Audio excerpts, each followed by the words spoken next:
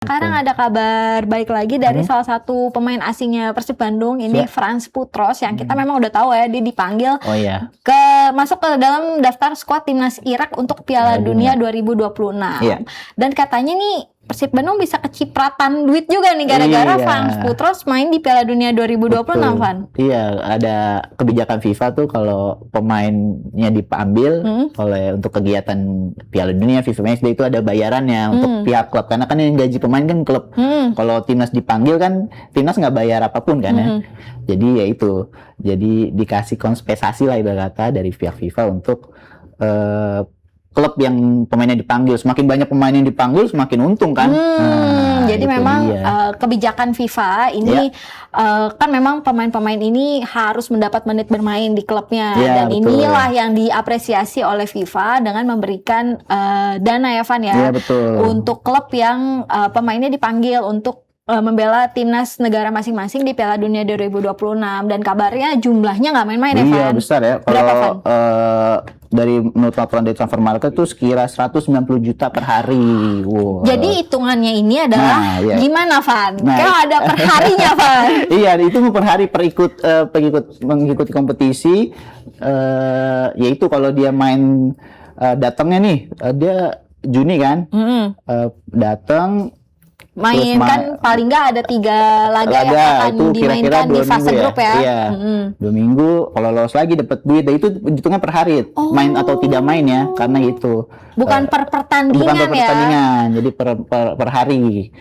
Tahun 2022 tuh FIFA setidaknya mengeluarkan 209 juta US dollar atau 3,7 triliun kepada 440 klub yang pemainnya dipanggil ke Piala Dunia 2002 Qatar. Oh, jadi gitu. Oke, Zonas. Ini perhitungannya yang uang yang akan kompensasi yang akan diberikan ke klub itu bukan dari Frans Putrosnya, misalkan nih nanti main atau enggak di fase grup. Kan Irak memang dipastikan main di 3 laga dulu di fase grup. Nah, setelah itu lolos atau enggaknya ke fase gugur, ya itu hal lain. Jadi ini paling enggak ada uang yang sudah tergaransi selama fase grup Dan itu dihitungnya selama fase grup bergulir. Berarti gitu ya, Van ya? Iya, betul. Berarti kalau fase grup berlangsung selama seminggu lah ya? Iya. Seminggu aja. 2 minggu sih. 2 minggu ya? Benar ya? Banyak grupnya. Nah, itu berlangsung selama 2 minggu, berarti dikali aja seharinya 190. Siapa tahu nambah kan tahun ini.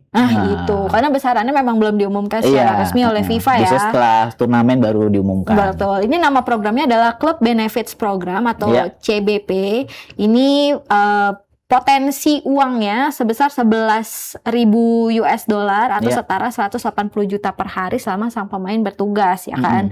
Sistem pembayarannya dihitung berdasarkan durasi waktu pemain berada di timnas yang tadi udah Rifan bilang, dan karena regulasi ini ada perbandingan dengan klub lama selama masa kualifikasi, total potensi dana sekitar 3,6 sampai 4 miliar rupiah bisa didapatkan Persib Bandung. Makanya Boboto berharap Frans Putros dan Irak lolos fase grup ya, biar dapat duit lagi tuh Persib. Tapi katanya kalau untuk Frans Putros ini harus dibagi 2 kan? Oh sama? Port FC. Oh iya. Karena memang dia kan perhitungannya sama kualifikasi juga ya. Nah, Frans Putros berarti gabung ke Persib dan juga sebelum gabung Persib main di Port FC gitu. Tapi ini kita belum tahu pasti sih gimana perhitungannya. Mungkin nanti akan pas bergulirnya Piala Dunia akan ada yang dirilis resmi oleh FIFA, dan juga mungkin akan baru ketahuan deh nih berapa besaran untuk di edisi tahun ini. Karena memang jumlah negaranya lebih banyak.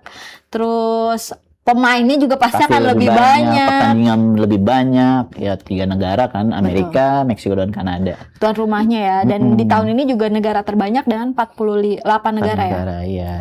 Dan Frans Putros itu kan kontraknya habis 31 Mei, tapi tenang aja tetap jatuhnya untuk Persib Bandung dan tadi Port FC. Kalau sesuai aturannya karena benar ya. Udah bermain di kualifikasi Piala Dunia kan, atas nama pemain Persib dan Porto FC FC seperti itu. gitu. Oke, Zoners lumayan banget ini. Iya. Walaupun ya bisa buat Nyari modal pemain baru kan. tapi nggak jadi kena sanksi. Apa? Nggak jadi kena sanksi. Aduh, kan itu hanya lagi diurus sama pihak. Karena memang ada rumor-rumor yang ya jangan sampai ya, Iya, betul. jangan sampai sanksi ini beneran dijatuhkan ke Persib Bandung karena kalau nggak bisa ngakuin transfer pemain sayang banget. Iya. Oh, dari pihak Persibnya PT PBB kan udah bilang bakal diurus kok secepat mungkin. Nah ini Aman, sih. Bobotoh. Karena memang beberapa hari yang lalu tuh sempat ada berita yang beredar ya, Iya, katanya betul. Persib Bandung kena sanksi dari FIFA sehingga nggak bisa melakukan transfer pemain Betul. untuk musim depan, Evan ya. Iya. Katanya gitu. Itu karena salah satu Pemainnya Daisuke 1. Iya betul, Daisuke 1 katanya saat itu. Iya, Ya. masalah itu pemain itu melaporkan kan, jadi dia menang tapi ya Persib bisa mengatasi itu. Dibilang bisa kok diurus. Setelah itu ya bisa. Mungkin yang jadi masa sanksi yang tetap ada yaitu ya soal yang kerusuhan dari lawan ACL tuh. Kalau itu yang masih di tetap. GBLA ya. Iya, betul. Kalau itu mah tetap nggak bisa dianggu-gugat. Nggak bisa dibanding. Tapi kan kalau ngomong-ngomongin Franz Putros sendiri Iya. nih, kalau menurut lo kira-kira dia bakal jadi pemain yang diandalkan di timnas Irak gak sih, Man? Jam bermainnya akan banyak kan diberikan pelatih di Piala Akhir-akhir Dunia ini nanti. pun dia lumayan tersisihkan ya, maksudnya bukan jadi pilihan utama. Makanya sempat ada khawatir Franz Putros nggak dipanggil timnas Irak, tapi akhirnya tetap dipanggil karena ya itu sekali lagi dia jadi pemain penting Persib buat tripit juara. Akhirnya pelatih Irak Graham Arnold memutuskan memanggil Franz Putros masuk ke dalam skuad ke Piala Dunia 2026. Nah, lawan-lawannya itu berat-berat. Dia biasanya di back tengah kan, back tengah Irak tuh ada banyak, ada pemain Bangkok United. Nah, itu tuh mungkin akan persaingannya Persaingan akan sulit ya. ya. Tapi ya balik lagi ke kebugaran mungkin ya. Iya, Kalau betul. pemain-pemain lain kurang fit tapi Franz Putros paling bugar, Iya, mungkin benar. akan ada peluang dan ketika dimainkan dia bisa membayar kepercayaan pelatih. Betul. Nggak mungkin dia jadi andalan nantinya di Piala Dunia 2026. Irak sendiri segrup sama siapa aja sih, Van? dia segrup sama Prancis, Norwegia sama Senegal di grup I. Dan ini mainnya di Kurang tahu ya itu. kalau yang Iran ya, Iran Iya. yang baru ketahuan dia mainnya pasti di Amerika kan Iya, ya. betul. Kalau Irak nih berarti wah berat banget sama Prancis ya. Iya, tapi untungnya kan kalau zaman-zaman dulu kan hanya 2 tim terbaik yang lolos ke fase gugur. Sekarang karena lebih banyak negaranya, otomatis lebih banyak peluang untuk lolos dari fase grup karena ada peringkat 3 terbaik tuh masih bisa lolos. Jadi ya bisa lah buat. Karena biasanya kalau Piala Dunia Piala Dunia yang dulu kan fase Sebelum-sebelumnya gugur langsung ke 30 besar. langsung ke 32 kan ya, benar. Kalau sekarang berarti 64 dulu. Nah, ini jadi peluang ya. Iya, jadi ya Prancis pasti juara grup lah. Berarti kalau buat klub yang yang melangkah jauh sampai final dapat uang pemain yang melangkah jauh sampai Iya. final dapat uangnya jauh lebih Lebih banyak ya. banyak, iya. Karena kan pergelarannya lebih panjang lagi nih Iya. setelah 48 tim ini Sebulan, negara ya. Iya, Juni-Juli kan sampai Juli sebulan. Menang banyak itu Kalau yang di seperti itu. Piala Dunia siapa jagoan lo, Van? Sebenarnya Spanyol, tapi karena nggak ada pemain Real Madrid, jadi kita cari klub lain, negara lain. Kalau Mbak Janti apa? Gue dukung yang menang aja, Van. Gak tau, gue tuh gak pernah punya klub yang kayak ini Pak mau juara, Ya, Awalnya target. timnas kan? Iya pasti dong. Kalau timnas Indonesia harus selalu dukung dong, gitu. Selain Spanyol kan berarti kalau pemain Madrid banyak di mana? Di Ya Prancis Brazil ada, Prancis Brazil ada. ada. Prancis 3 kan, Mbappe, Aurel Tchouameni sama satu lagi, itu nggak dipanggil deng. Ya itu ada Mbappe sih, Ada Mbappe sih. tapi Portugal aja deh. Oh. Walaupun nggak ada pemain Real Madrid. Loh, kok tiba-tiba Portugal? Kasihan Ronaldo mau ngangkat Iya, piala. ya. Bisa jadi ini kan juga terakhir ya. Iya, Piala dan Dunia uniknya terakhir Messi punya dia pilih kamar di Piala Dunia ini di base campnya Argentina ada 202. Dulu dia milihnya 201 waktu di Qatar.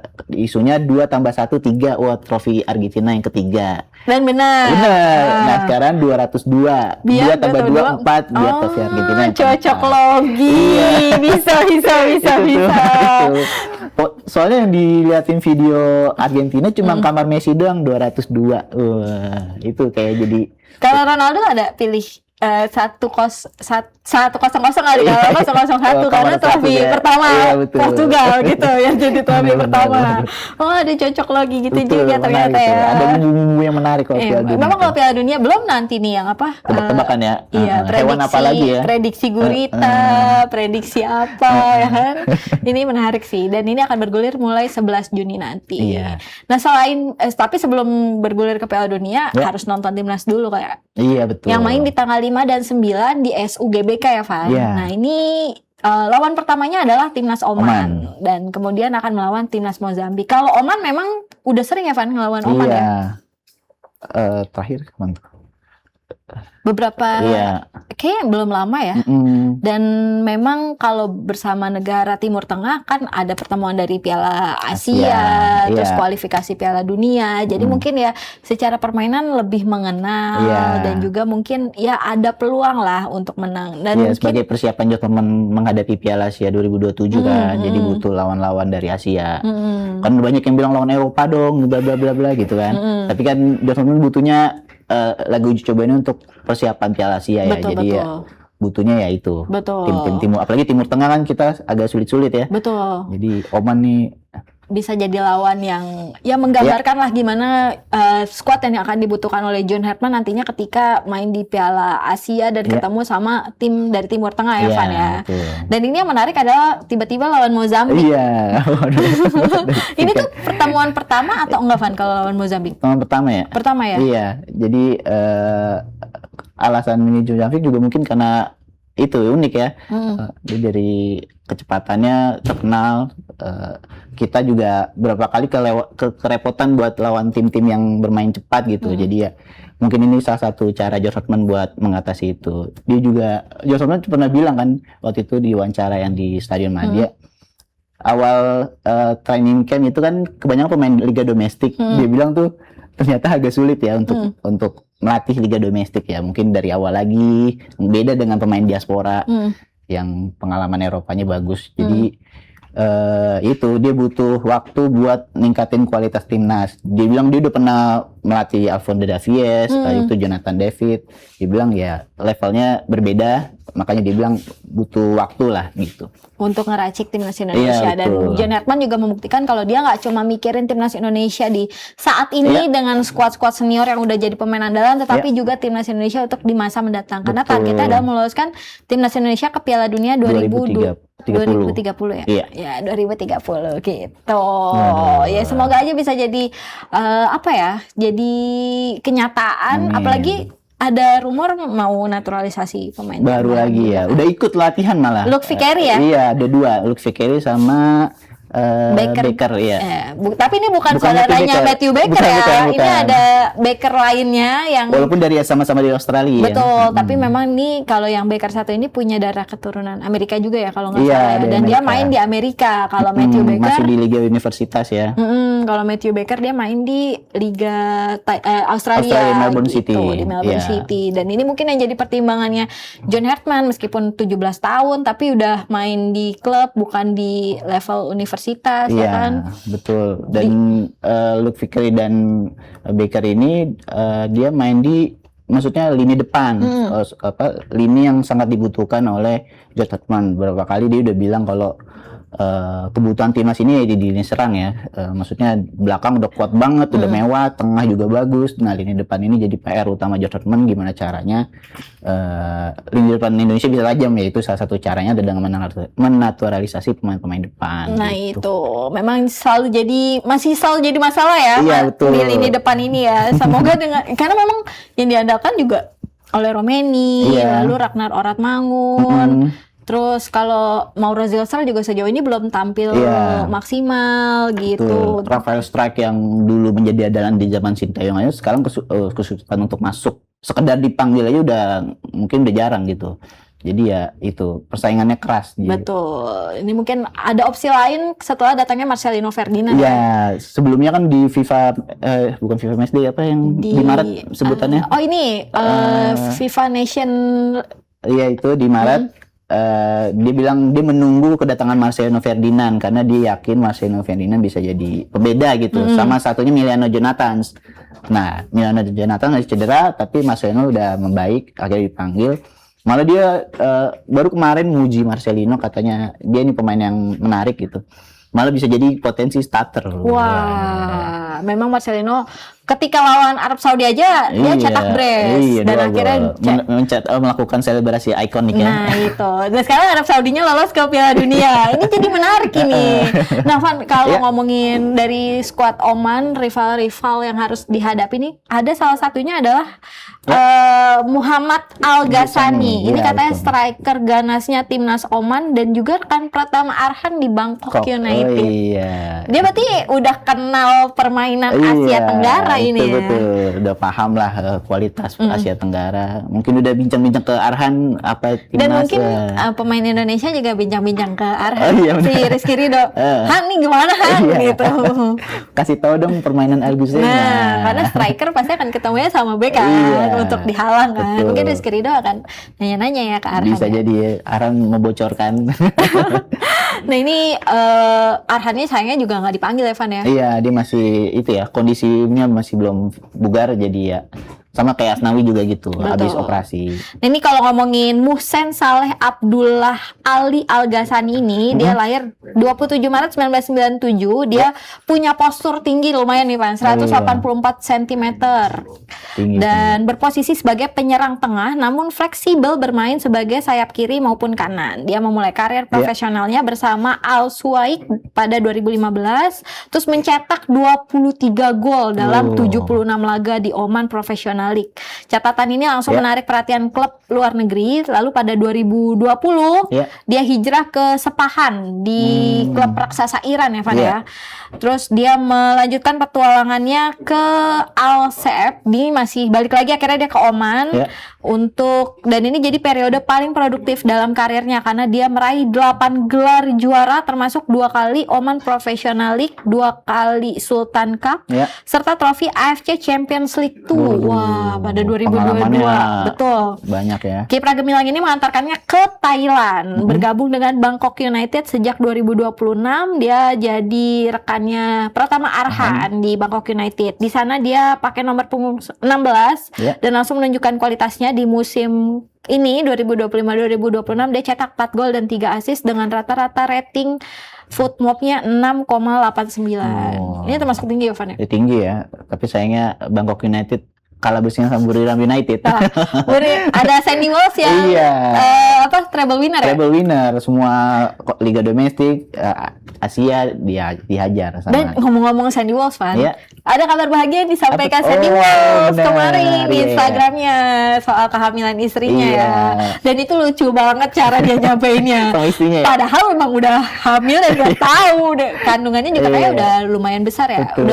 Usianya udah lumayan banyak karena memang perutnya sang istri terlihat lebih besar, udah lumayan besar. Ini mungkin jadi apa ya, pemantik kalau golin mungkin kalau selebrasinya untuk calon baby. Nah, dimasukin bolanya biasa kayak gitu kan ya. Betul. Tengah buka baju ada tulisan.